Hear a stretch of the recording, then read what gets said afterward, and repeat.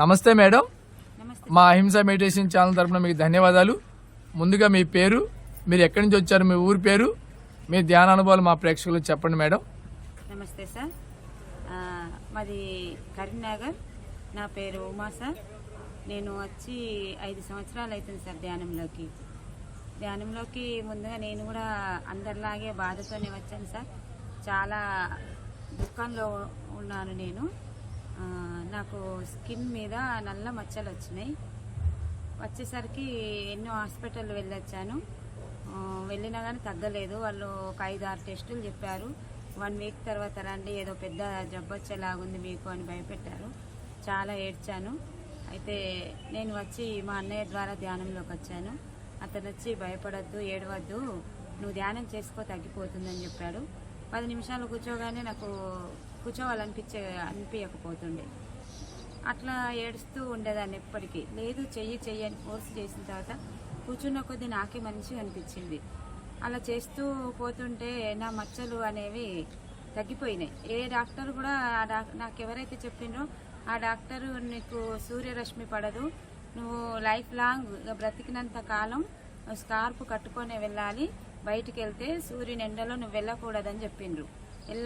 ఎప్పుడు ఆయింట్మెంట్స్, ట్యాబ్లెట్లు వాడుతూ కూడా స్కార్ప్ కట్టుకోవాలి, ఇది నీ లైఫ్ లాంగ్, ఇంకా నీకు వేరే ఏది లేదు అని చెప్పిండ్రు టెస్టులు చేసి.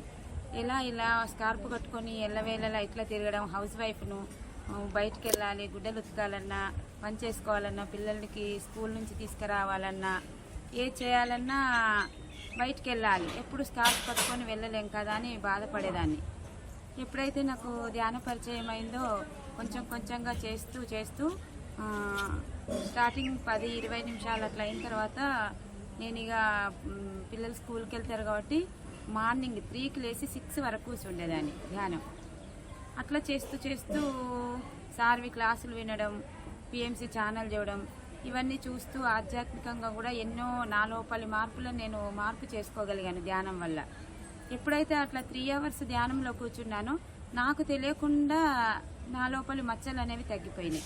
నాకు దగ్గరలో ఉన్న మాస్టర్స్ అందరూ కూడా ఉన్నాయన్న ఫీలింగ్తో ఇంకా నువ్వు భయపడుతున్నావు, దానికి కృతజ్ఞత చెప్తూ వెళ్ళిపోయింది అనుకోవాలి, నువ్వు ధ్యానం చేస్తూ అట్లా పాజిటివ్ మాటలతో పాజిటివ్గా ఉండాలి అని చెప్పింది. అలా నేను ఒక్కొక్కటి నాలో ఉన్న గుణాలను మార్చుకుంటూ అవి వెళ్ళిపోయినాయి. ఏదో నేర్చుకోవడానికి వచ్చింది, దాని నుంచి నేను ఏదైతే నేర్చుకున్నానో అది నేర్చుకున్నాను, అది వెళ్ళిపోయింది అని ఆ వచ్చిన జబ్బు కూడా నాకు ఏదో నేర్పించడానికి వచ్చింది అన్న భావనతోని దానికి కూడా థ్యాంక్ యూ చెప్తూ ఉన్నాను. అట్లా చెప్తూ ఉంటే ఇప్పుడు నాకు శాశ్వతంగా మచ్చలు పోయినాయి. ఎన్ని గంటలు ధ్యానం చేస్తారు మేడం రోజు? ఇప్పుడైతే 2 అవర్స్ చేస్తాను sir. Okay. Morning 1 hour, evening 1 hour. సామూహిక ధ్యానం చేస్తూ ఉంటారా? చేస్తుంటాను సార్. ఊళ్ళో ప్రోగ్రామ్స్ అయినప్పుడు వెళ్తాను. పౌర్ణమి ధ్యానం చేస్తూ ఉంటారా? పౌర్ణమి ధ్యానం అంటే ఇంట్లోనే సార్, ఎక్కడికి వెళ్ళను. అమావాస్య ధ్యానం? అది కూడా ఇంట్లోనే, ఎక్కడికి వెళ్ళను. ఒక పిరమిడ్ లో ధ్యానం చేస్తాను సార్. ఎట్లా ఉంటుంది పిరమిడ్ లో ధ్యానం? చాలా బాగుంటది. పిరమిడ్ కూడా కొనుక్కున్నాం సార్. మాకు ఓన్ హౌస్ కాదు, మేము రెంట్ హౌస్. అయితే మా అన్నయ్య గారు నాకు గిఫ్ట్గా, రాఖీ పౌర్ణమి వస్తే దాన్ని గిఫ్ట్గా అది పిరమిడ్ కొనిచ్చారు.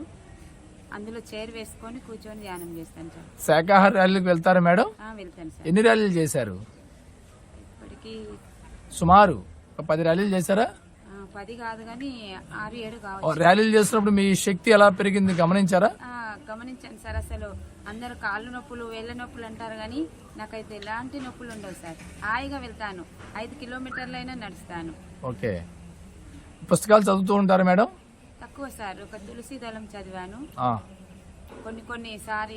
కొన్ని బుక్స్ మాత్రం. పత్రిసారిని కలిసారా? కలిసాను సార్. పత్రిసారితో మీ అనుభవం చెప్పండి మేడం మా ప్రేక్షకులకి. అంటే ఒక షేక్ హ్యాండ్ ఇచ్చాను సార్ నేను. ఇంకా మాట్లాడలేదు అప్పటికి. ఓకే. మీకు త్రినేత్రం అనుభవాలు, దివ్యనేత్రం అనుభవాలు ఉన్నాయా మేడం? లేవు సార్. గురువులను చూడటం కానీ, దేవతలను చూడటం కానీ, మాట్లాడటం కానీ ఏమి లేవా? అవి లేవు కానీ ఇక్కడికి వచ్చే ముందు 4-5 డేస్ ముందు మాత్రం కళలో మొత్తం పత్రి సార్తోనే ఆ రోజంతా గడిచిపోయింది సార్. నాకు చాలా ఆనందం అనిపించింది. ఫస్ట్ టైం పత్రి సార్ని కళ్ళలో చూడడం.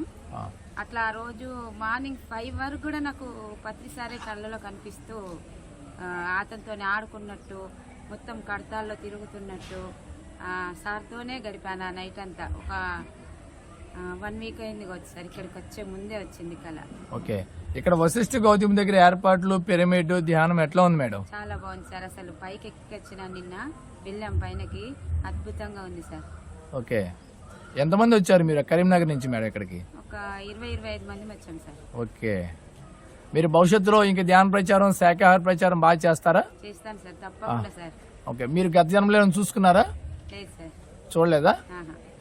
భగవద్గీతలో నీ ఆత్మ నువ్వే ఉద్ధరించుకోమన్నాడు కదా మేడం. అవును, మరి మీ ఆత్మ మీరు ఉద్ధరించుకుంటున్నారా లేదా ఆ దారిలో ఉన్నారా? ఉద్ధరించుకుంటున్నాను సార్. మీ కాళ్ళ మీద మీరే నిలబడుతున్నారా? అని మీ కాళ్ళ మీద అంటే మీ ఆత్మ మీరు ఉద్ధరించుకునే అది. అవును. ఓకే, మీ శ్వాసే మీ గురువు అన్నారు కదా పత్రి సారు. నేను మీకు గురువుని కాదన్నారు కదా. అవును. ధ్యానం చేసి ధ్యానం చెప్తే మీరే మాస్టర్, మీరే గురువుని కదా. అవును సార్. మీరు శిష్యులుగా ఉంటారా, గురువుగా ఉంటారా? గురువు దగ్గర శిష్యురాలిగా ఉంటాను. నాకంటే తక్కువ చెప్పేటప్పుడు గురువుగా ఉంటాను సార్. Okay, very good. మీరు ఈ జన్మని ఆఖరి జన్మ చేసుకోవాలనుకుంటున్నారా? అవును సార్. దానికి ఏమేమి మీరు ప్రయత్నాలు చేస్తున్నారు?